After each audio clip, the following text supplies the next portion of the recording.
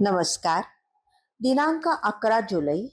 कथेचं शीर्षक आहे तुझी परीक्षा पाहिली.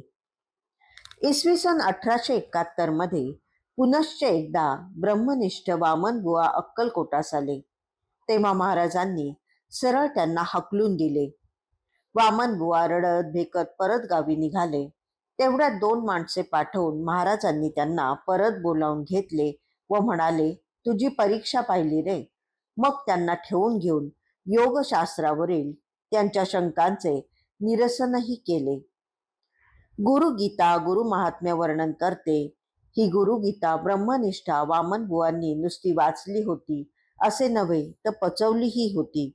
या गुरुगीतेतील काही श्लोक त्यांनी आपल्या गुरुलीलामृत या ग्रंथाच्या 22व्या अध्यायात ओबीबद्ध केले आहेत. त्यापैकी एक ओबी अशी: हुम कृत्यम तुम कृत्यम सद्गुरुप्रती कधी न करावे प्रसक्ती, सद्गुरूंची मर्यादा पाळीती, प्राज्ञ शिष्य सदोदित. वामनबुवा असे प्राज्ञ शिष्य होते. बुद्धिमान होते, तसे विनम्रही होते. त्याचा दाखला देणारी ही लीला आहे. महाराजांच्या सत्संगात येऊन व अनुग्रह होऊन आता 10 वर्षांचा काळ उलटला होता. दरवर्षी नेमाने ते अक्कलकोटास येत.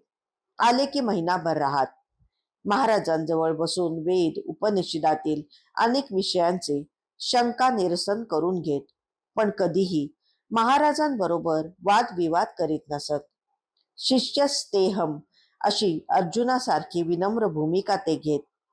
महाराज काही सांगत असता ते कधीही हू असा गर्विष्ठपणाने हुंकार भरत नसत की मनातल्या मनात आपल्या ज्ञानाशी पडताळणीही करत नसत. एकाग्र चित्ताने लक्षपूर्वक ते महाराजांचे बोलणे ऐकून घेत असत. त्यांच्या या श्रवण भक्तीने महाराजांनाही संतोष होत असे. पण यावेळी मात्र महाराजांनी त्यांची वेगळीच कसोटी पहावयाचे ठरवले होते. वामनबुवा येता क्षणीच त्यांनी उग्र स्वरूप धारण करून त्यांना कठोरपणे तोडून टाकले. दरवर्षी कशाला येता? मडके इतके भाजले तरी कच्चेच येता कशाला मग इथे?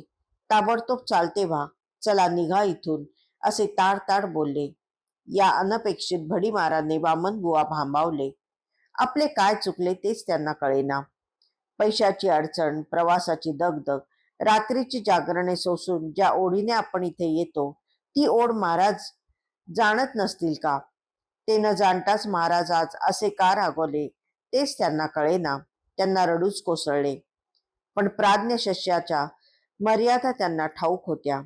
त्यामुळे आपल्या येण्याने कसलेही समर्थन न करता, अगर महाराजांच्या बोलण्याचा प्रतिवाद न करता ते तडक माघारी निघाले. त्यावेळी कसलेही वाहन उपलब्ध नव्हते, म्हणून ते स्टेशन रस्त्याने पायी चालू लागले. गुरु आज्ञा शिरोधार्य केली.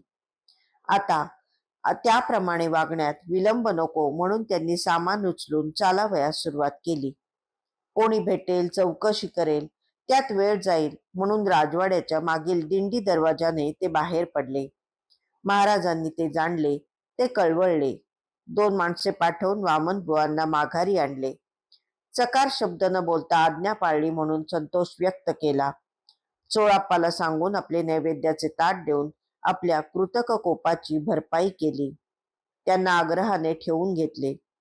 योगशास्त्रातील त्यांच्या सर्व शंकांचे निरसनही केले. प्राज्ञ शिष्य म्हणजे काय हे सांगणारी ही कथा आहे. धन्यवाद.